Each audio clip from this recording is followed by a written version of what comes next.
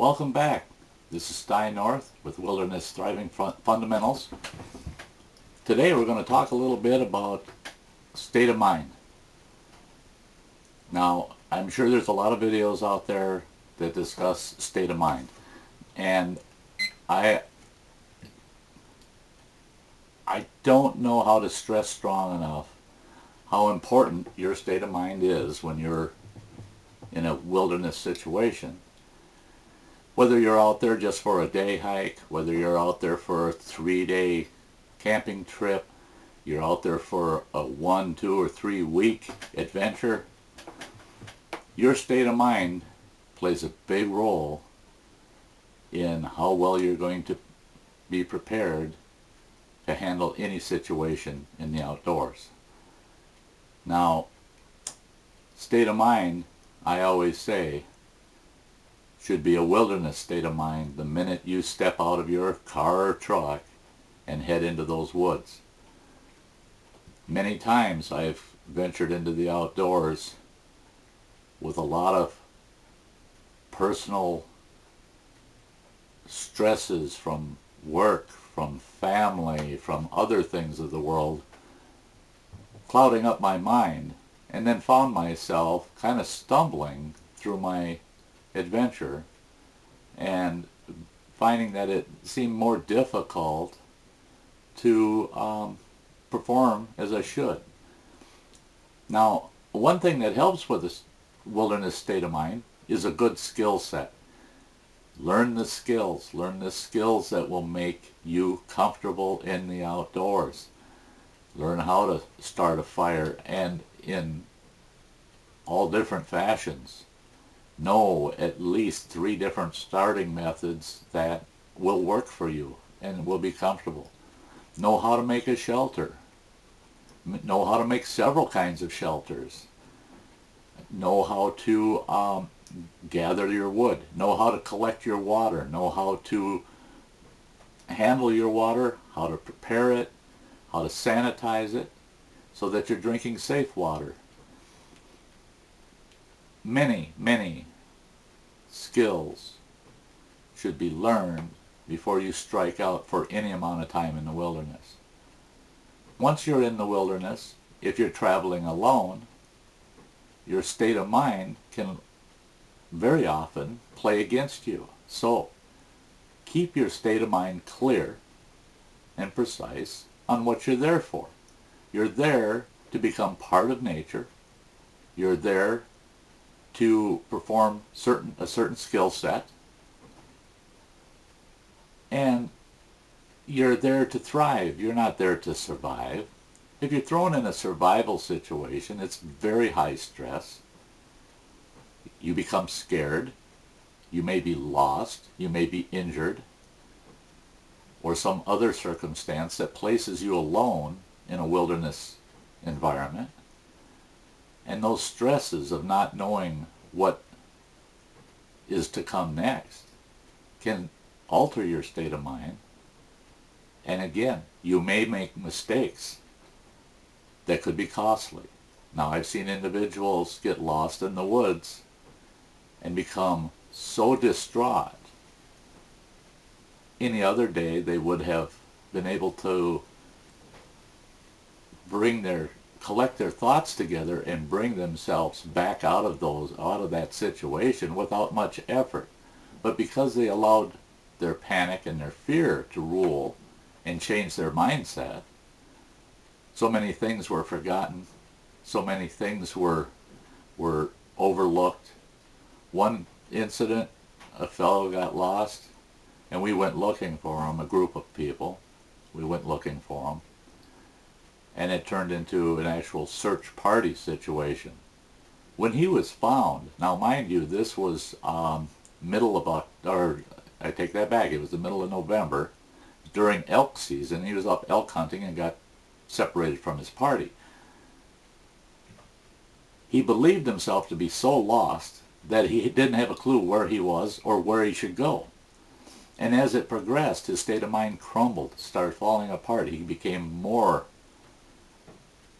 unaware of his surroundings and more aware of his fears. When we found him, He was stripped down to nothing but his jeans, his socks, and nothing else.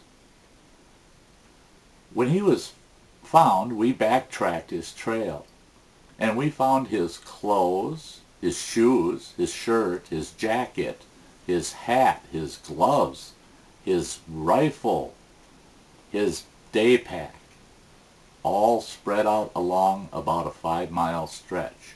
As he panicked and started progressing in a specific direction that he thought might get him out, his mind kept telling him, I won't make it if I'm carrying this weight. So he took his pack off.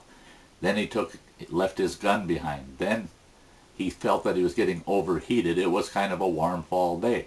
So he took his jacket off and he hung it on a tree and left it there. Next thing you know, he took his hat off. Next thing you know, he had his shirt off.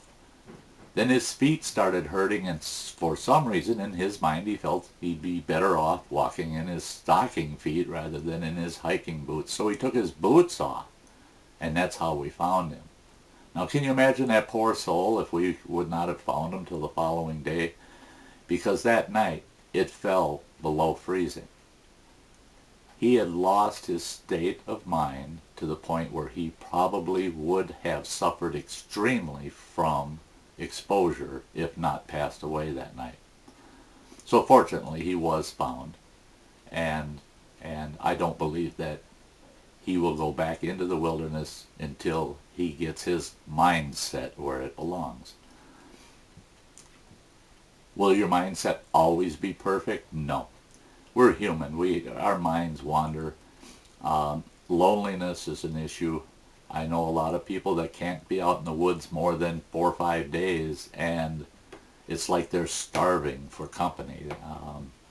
They need to get out of the woods. They need to get into society. They need to have that human contact.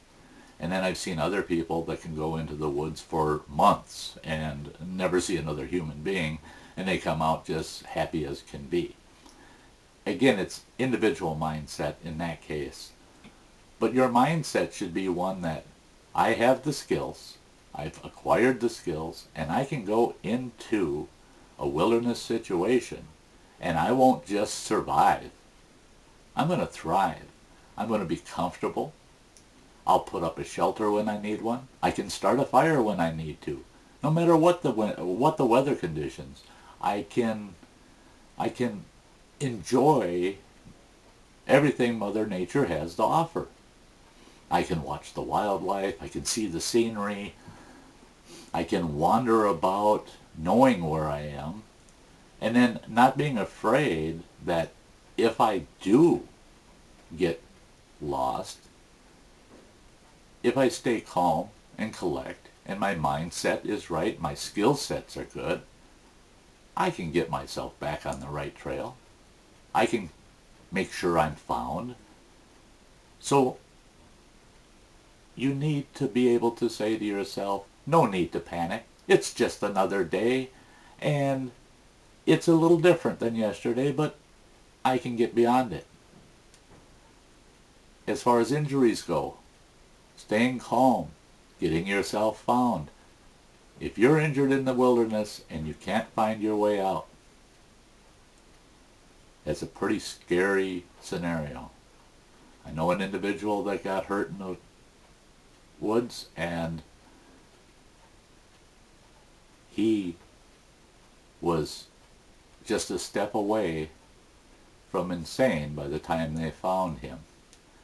The combination of the injury, the pain of the injury, and his weakened mindset and the lack of wilderness skills, his whole mental state had collapsed. It was a terrible, terrible shame.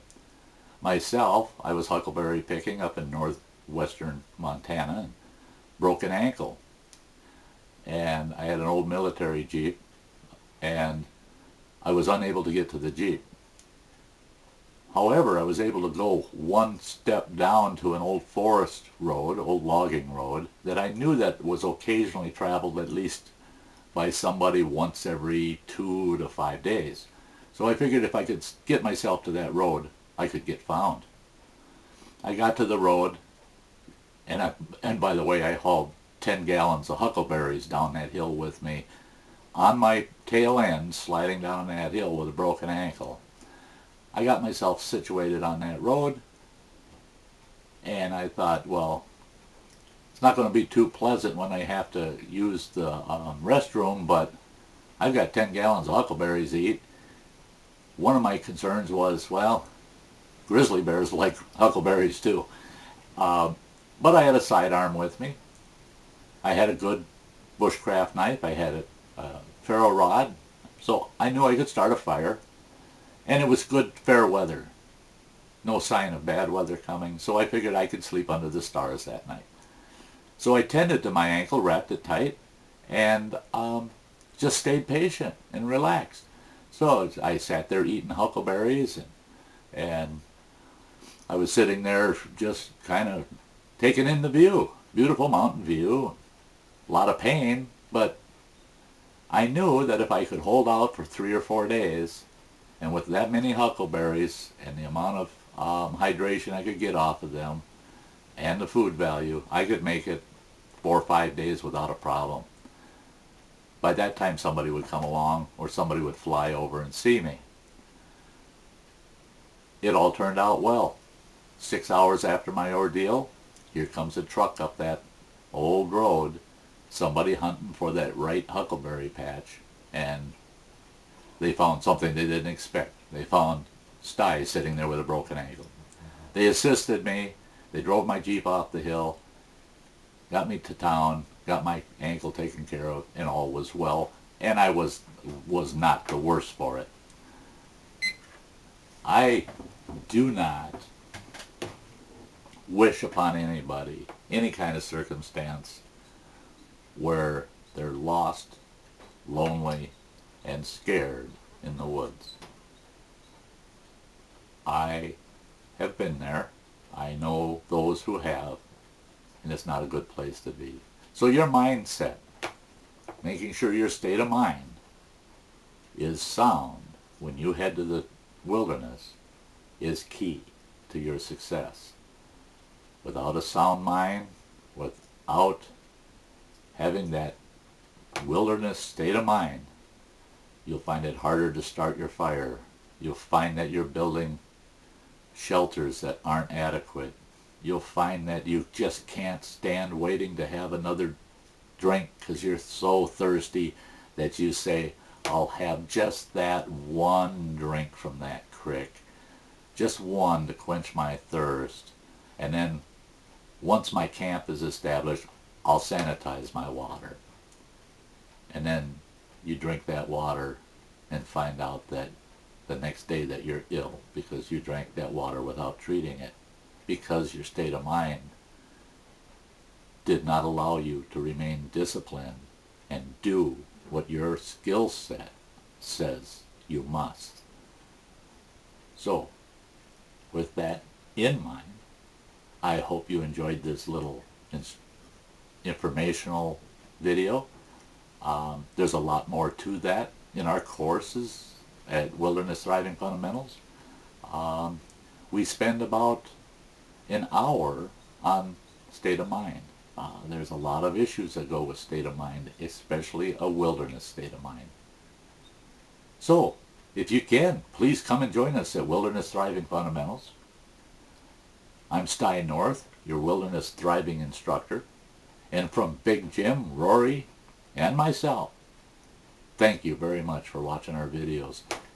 Please subscribe, please hit that share button, and please hit like if you like this video, and leave your comments, suggestions, anything. If you have a request of a video you'd like Sty North to do for you, I'll see if I can do it. If it's in my skill set, you betcha, I'll do my best to get it done and up on our channel. And visit our website. Our website's link is always in our descriptions to our videos. So visit our website, take a look at us. And again, thank you. And you all have a nice day. Goodbye now.